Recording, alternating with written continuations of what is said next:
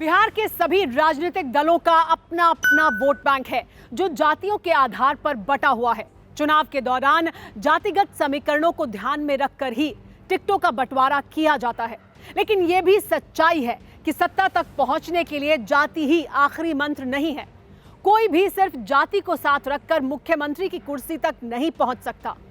सत्ता तक पहुंचने के लिए, मुख्यमंत्री की कुर्सी तक पहुंचने के लिए सियासी संयोग और समीकरणों को साधना पड़ता है।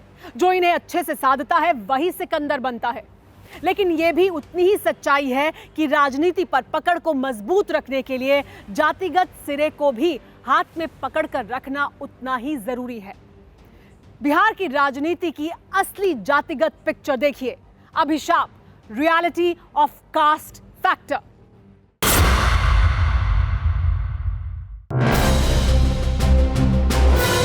जरा नई पीढ़ी के लोगों को ठीक से बता दीजिए क्या बुरा हाल होता था। अरे तो हम 12 भाई थे, गोद में हमारे नहीं आया था, तुम्हारे को बचा। मौजूदा बिहार चुनाव शख्सियतों की लड़ाई के अलावा 15 साल के लालू राबड़ी और नीतीश राज की जंग भी है। 1990 से लेकर 2005 तक बिहार में लालू राबड़ी का राज रहा और 2005 से 2020 तक नीतीश राज। सियासत के दो धड़ों की राजनीति में बिहार ने क्या खोया, क्या पाया? आज बिहार की जनता के सामने ये सवाल है। फिर ये मसला भी लोगों के सामने अहम है कि क्या बिहार का नेतृत्व 70 साल के नीतीश कुमार करें या फिर 30 साल के नौजवान तेजस्वी यादव। लेकिन इस असलियत के बावजूद बिहार में अगली सरकार किसकी बनेगी, उसके लिए जातिगत समीकरण ही अहम होंगे। आइए सबसे पहले आपको बताते हैं कि बिहार का जातिगत ताना बाना क्या है।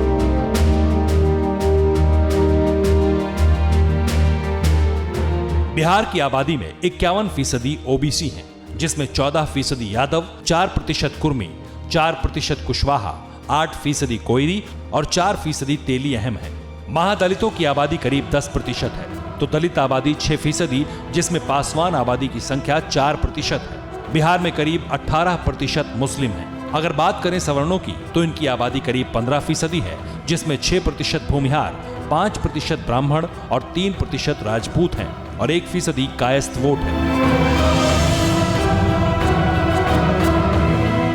ऐसा कहा जाता है कि लालू का माई समीकरण हर चुनाव में कारगर होता है, यानी 14% यादव और 18% मुस्लिम, यानी आरजेडी का वोट बैंक करीब 30% है। लेकिन यह जातिगत समीकरण का सरल अंकगणित भर है। जातिगत वोट बैंक में सेंधमारी के लिए विरोधी पार्टियां पूरा जोर लगाती हैं।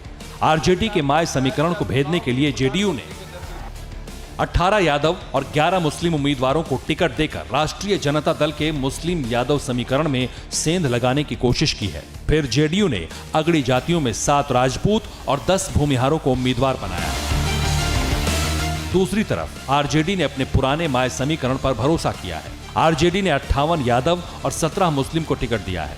वैसे 18% मुस्लिम आबादी के वोट के लिए लालू यादव और नीतीश कुमार में हमेशा रस्साकशी होती रही है। 2015 में दोनों के साथ आने के कारण महागठबंधन को 50% से अधिक वोट मिला था, जिसमें मुस्लिम वोट एकमुश्त लालू नीतीश के खाते में गया था।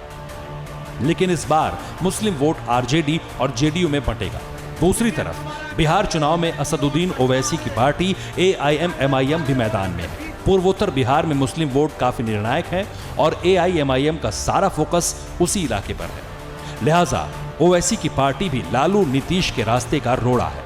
बीजेपी जेडीयू का टिकट वितरण बताता है कि बीजेपी ने अपने कोर बेस यानी अगड़ी जाति, बनिया और ओबीसी पर ध्यान दिया है, तो जेडीयू ने कुर्मी, कोयरी जातियों पर ज्यादा भरोसा जताया है। बीजेपी की लिस्ट में 50% अगड़ी जाति और 17 ओबीसी वैश्य उम्मीदवार हैं।